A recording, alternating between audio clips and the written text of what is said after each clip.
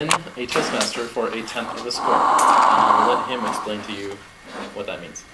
He joined Toastmasters to become a more poised and concise speaker, and today he's going to be giving his third ACM speech in the Speeches by Management Advanced Communicator Manual series, and the objective is to persuade and inspire the audience. And the title of his 5 to 7 minute speech is Ready for the Serengeti.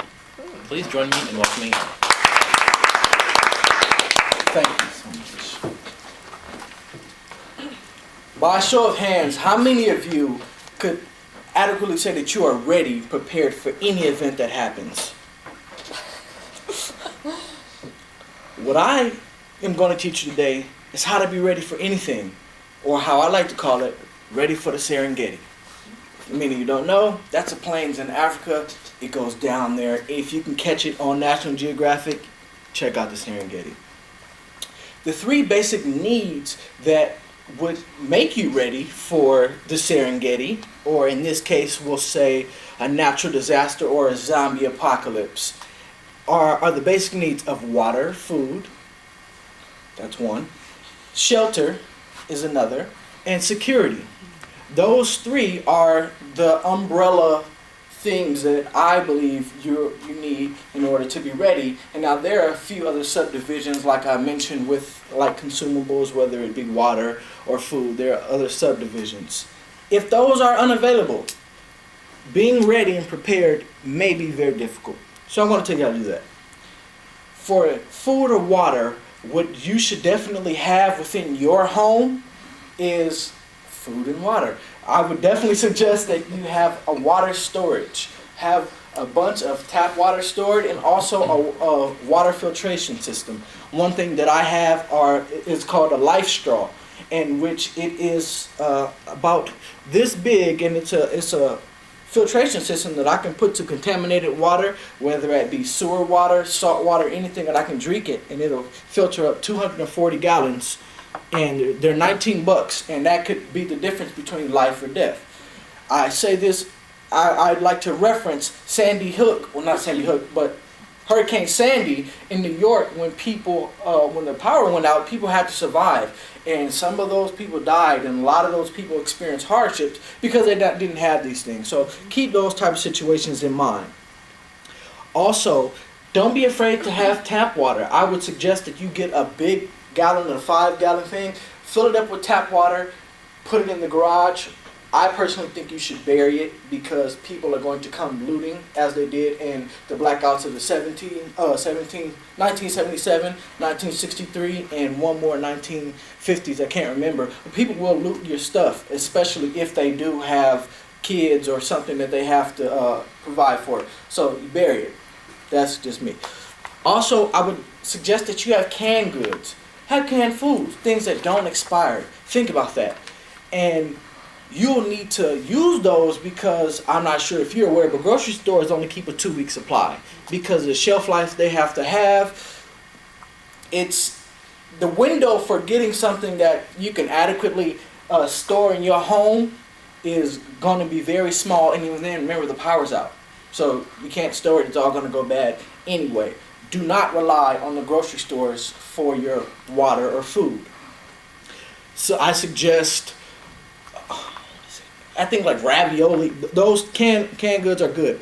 Also, one thing I do in my home, I plant tons of fruits and vegetables amongst my house, my neighbors, and neighbors. So all my neighbors, we have persimmons, avocado, tomato, squash, strawberry, greens, aloe vera, all these things that can be helpful for antiseptic, good food, and or nourishment.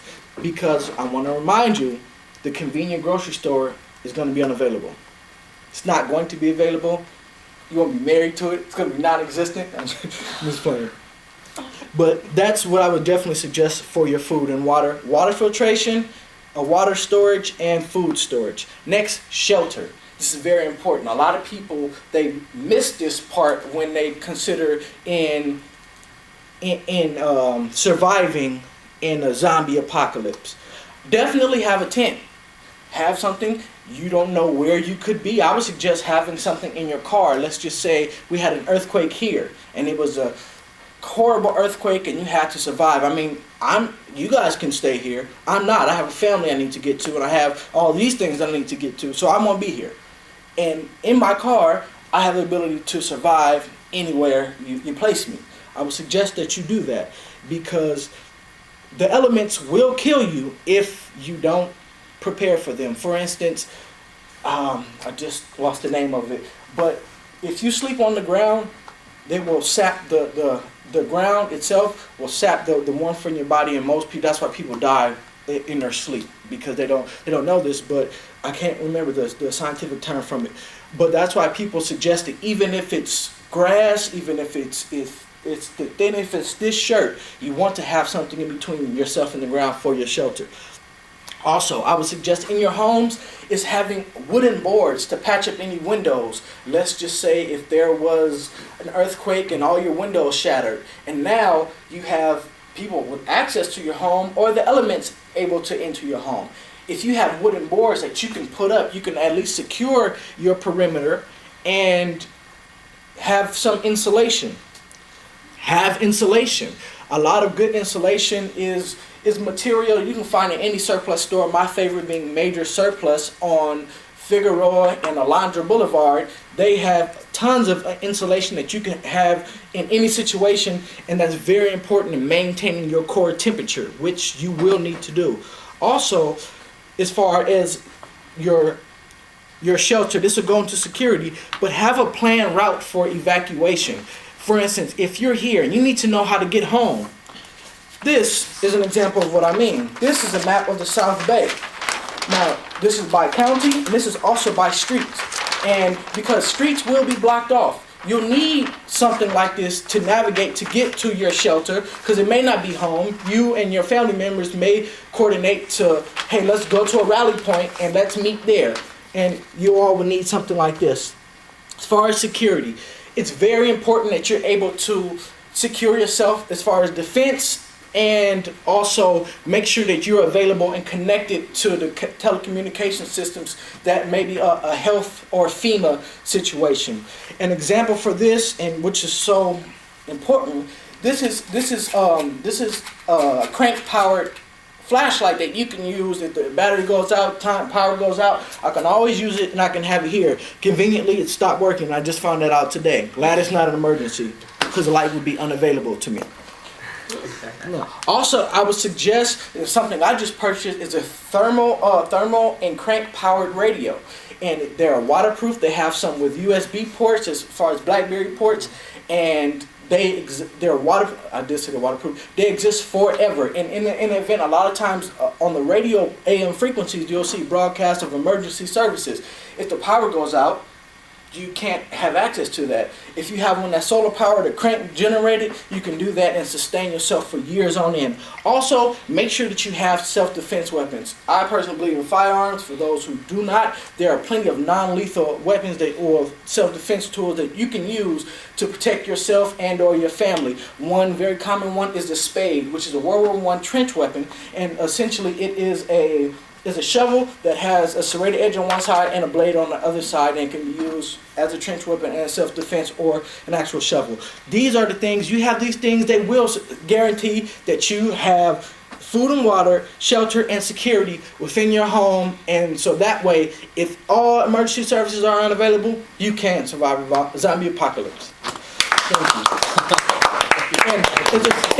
And I have a giveaway, another map. If one of you can tell me an example of food, shelter, and security. Okay, now you can participate. Food, shelter, and security, an example from each.